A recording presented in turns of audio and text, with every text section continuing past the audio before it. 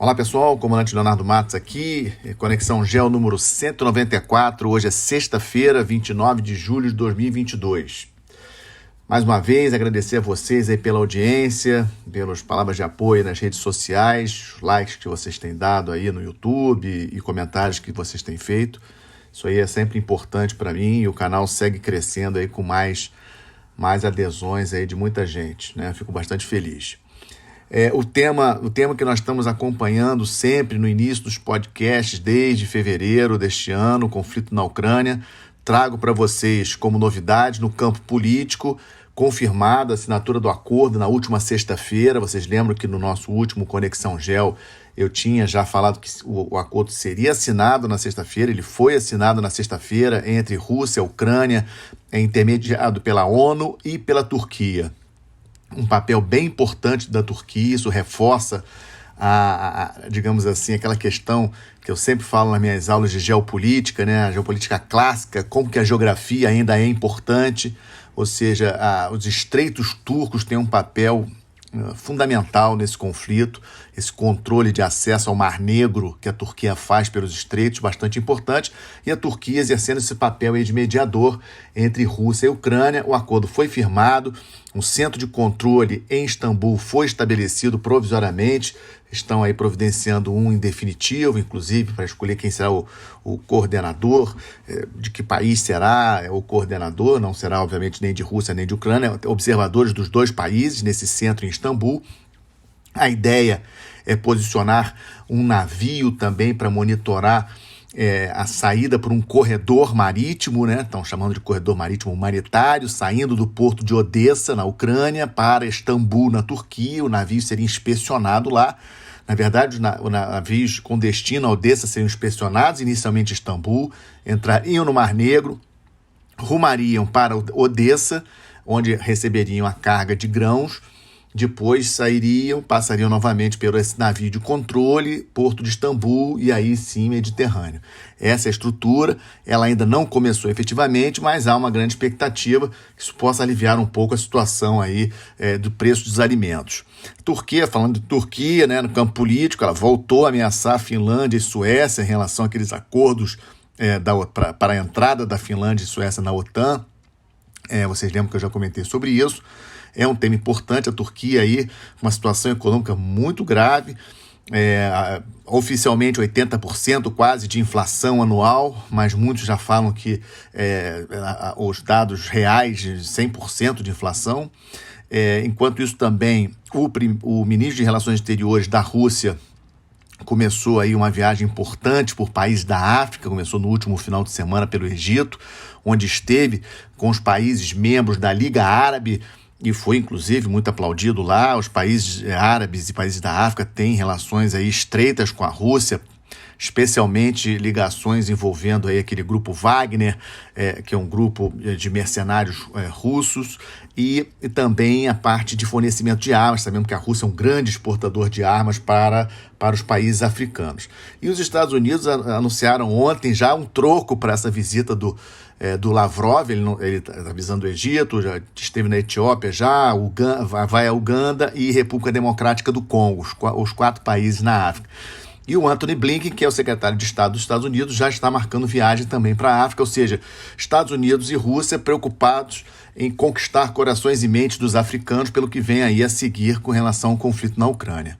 Na parte militar do conflito, a Rússia segue com ações na grande região de Donbass, mais especificamente na região de Donetsk. Como eu falei, o objetivo militar russo nesse momento é terminar de ocupar totalmente a região do Donbass. No sul, a Ucrânia tenta fazer algumas ações, mas não vi nenhuma grande evolução em relação a isso.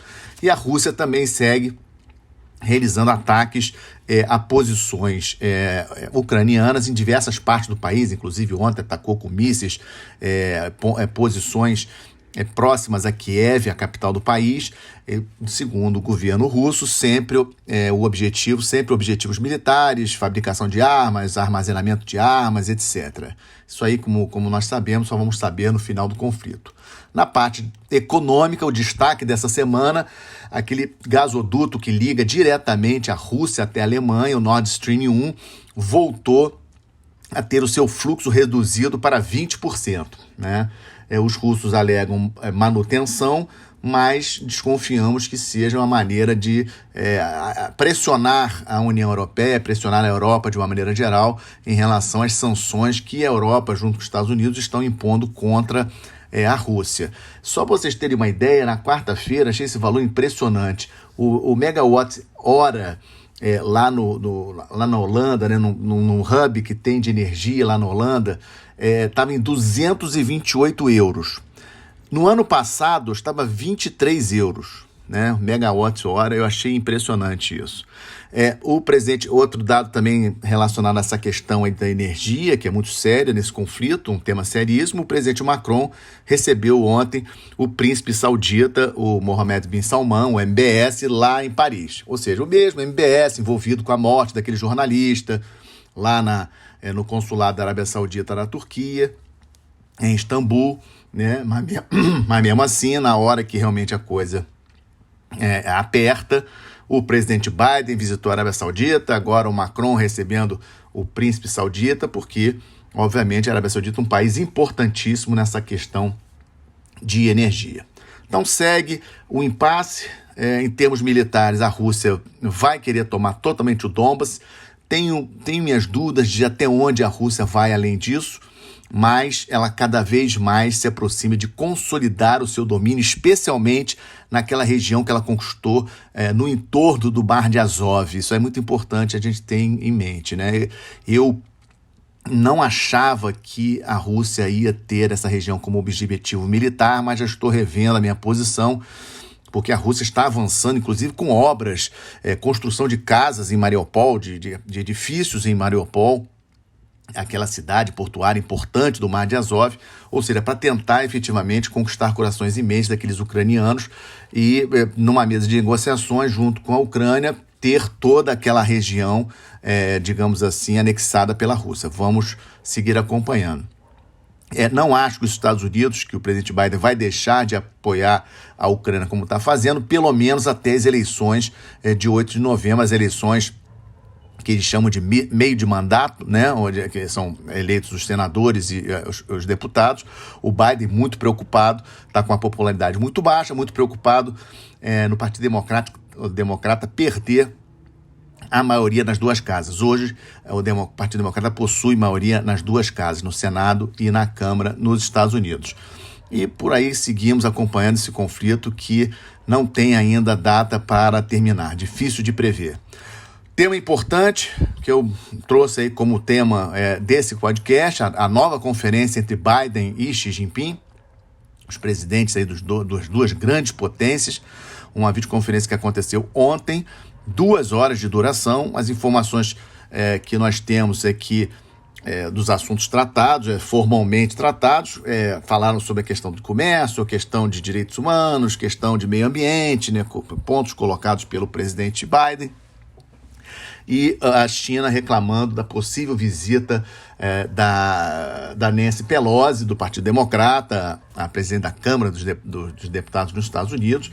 Para vocês terem uma ideia, né, eu comentei semana passada, mas a última visita de uma autoridade desse nível dos Estados Unidos a Taiwan aconteceu em 1997. Em 1997, a China não era a China de hoje, né? Então, o presidente da Câmara dos Deputados dos Estados Unidos em 1997 visitou Taiwan, e a Nancy Pelosi fala que vai visitar agora em agosto. O Xi Jinping foi bastante duro com relação a isso. Sabemos que tanto Xi Jinping como Biden internamente estão em um momento frágil, né? O Biden, popularidade, como eu falei, muito baixa, inferior a 40%, tem eleições de meio de mandato, Estados Unidos em recessão técnica, 2 trimestres consecutivos de queda no crescimento do PIB, ou seja, os Estados Unidos numa situação preocupante, o Biden, obviamente, muito preocupado com essas eleições, e o Xi Jinping também não está menos preocupado não, porque ele tem reeleição prevista para novembro. Tudo bem que é só o Partido Comunista Chinês, mas vocês não tenham dúvida que dentro da China tem gente que quer o lugar do Xi Jinping. Então é um ponto. Essa semana ocorreram protestos no interior do país. Vamos lembrar que o Mao Tse-tung saiu do interior da China, né, nos anos 1930 para a revolução que levou a virada de mesa na China, criando a República Popular da China. Ou seja, o governo chinês sabe da importância de manter o interior da China, que é muito pobre, sob controle, calmo, e isso não está acontecendo. Os impactos econômicos em função do Covid, em função da queda das exportações chinesas, etc., isso tudo acaba repercutindo, aumentando a desigualdade socioeconômica também na China. Esse é um ponto muito importante para nós acompanharmos. Então, os dois presidentes frágeis se reuniram para conversar com várias questões, mas eu acho que o que eles não falaram, aliás, não falaram abertamente, mas falaram entre eles, é a questão da Ucrânia. Talvez eles já tenham, inclusive, discutido o momento que esse conflito tem que acabar, né? Que hora que Rússia e Ucrânia vão sentar à mesa, cessar fogo e efetivamente discutir para ver se melhora a situação global em termos de economia, que não interessa a nenhum dos dois países, nem os Estados Unidos e nem a China. Só vamos saber o que exatamente eles falaram tempos depois. Na parte do Estamos de Olho, trago para vocês alguns eventos importantes. O presidente Maduro da Venezuela, essa semana, confirmou que a Venezuela vai ceder 1 milhão de hectares de terra exclusivamente para a produção de alimentos para o Irã. Sabemos das relações estreitas entre a Venezuela e o Irã, principalmente na parte de energia, com o Irã fornecendo petróleo, digamos assim, derivados de petróleo e petróleo mesmo para a Venezuela, tentando ajudar o parque de petróleo de refino da Venezuela, a parte de prospecção. A Venezuela caiu muito nessa parte de produção de petróleo, e Irã e Venezuela com relação muito estreita. E a autoridade iraniana, o ministro da Agricultura do Irã, informou que o país necessita de 7 milhões, um número que eu não sabia, 7 milhões de hectares agricultáveis no exterior para manter a segurança alimentar do país. E agora está assegurando 1 milhão somente com a Venezuela. Outro tema também, tensões voltam a aumentar na Península Coreana. Vai ter um exercício essa semana entre Coreia do Sul, Estados Unidos e Japão naquela região. O líder da Coreia do Norte, o Kim Jong-un, falou essa semana de que as forças nucleares da Coreia do Norte estão prontas para reagir caso necessário, ou seja, numa clara ameaça para a Coreia do Sul, Japão e Estados Unidos. Então, voltamos a ficar de olho nessa região, que é uma região sempre muito tensa em função aí, do líder da Coreia do Norte, talvez a maior ditadura do planeta, que tem do lado dele armamento nuclear. Isso é bastante considerável e muito preocupante. Outro tema também para vocês, instabilidade. Aliás, instabilidade temos por todo o mundo. Eu não tenho espaço aqui para falar para vocês dos problemas de Sri Lanka, Afeganistão, Iêmen, Somália, vários países da África, Haiti, Panamá, mas trago para vocês a instabilidade na República Democrática do Congo, um país em termos de recursos minerais muito rico, e que tem uma missão de paz, uma das mais importantes missões de paz da ONU, né? Atualmente a ONU possui 12 missões de paz, a MONUSCO é uma das maiores missões de paz da ONU, e essa semana, segunda e terça-feira, protestos violentíssimos no leste do país. 2 policiais indianos da Força de Paz da ONU e um militar marroquino morreram. Os números oficiais que temos são de 15 civis mortos, mais de 50 feridos, e os civis protestando contra a presença da MONUSCO, contra a presença dos militares da ONU, dizendo que eles não estão servindo para nada, não estão conseguindo resolver a crise que tem ali no leste do Congo, do M23, que é um grupo terrorista muito forte, que ataca várias cidades ali, vários povoados do leste do Congo, pressionando muito a população. É um elemento de bastante estresse. A MONUSCO é comandada por um general brasileiro, então é um aspecto que devemos ter atenção. E só para vocês terem uma ideia, embora o Brasil comande a MONUSCO pelo general Afonso da Costa, nós não temos tropa. Temos alguns militares ali de apoio a ele, alguns militares observadores, inclusive uma capitão de corveta da Marinha do Brasil, também engajada na missão de paz, mas não temos tropa, não temos volume de tropa. O Uruguai tem 800 militares na MONUSCO, é a maior missão onde o Uruguai possui militares em missões de paz, só para efeito de informação para vocês. Eu acho que em breve o Brasil voltará a ter que contribuir com tropas, como fazia no Haiti, fez no Haiti durante muitos anos, com muito êxito, também participou da Unifil, e eu acho que em breve nós enviaremos tropa para alguma dessas missões e talvez a própria missão no Congo.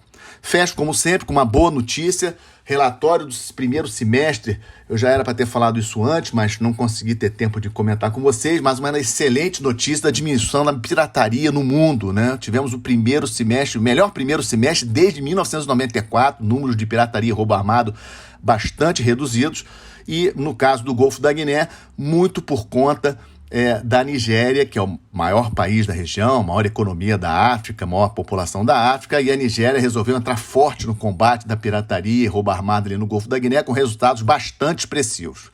É uma informação muito boa, porque menos pirataria, diminui os custos de frete, de seguro, etc., que acaba contribuindo um pouco aí para minorar esses efeitos dessa crise mundial, dessa inflação mundial. Então é sim uma boa notícia, e com ela fecho mais essa conexão, agradecendo demais a audiência de vocês, desejando um excelente final de semana, uma boa semana, até a próxima sexta-feira. Muito obrigado.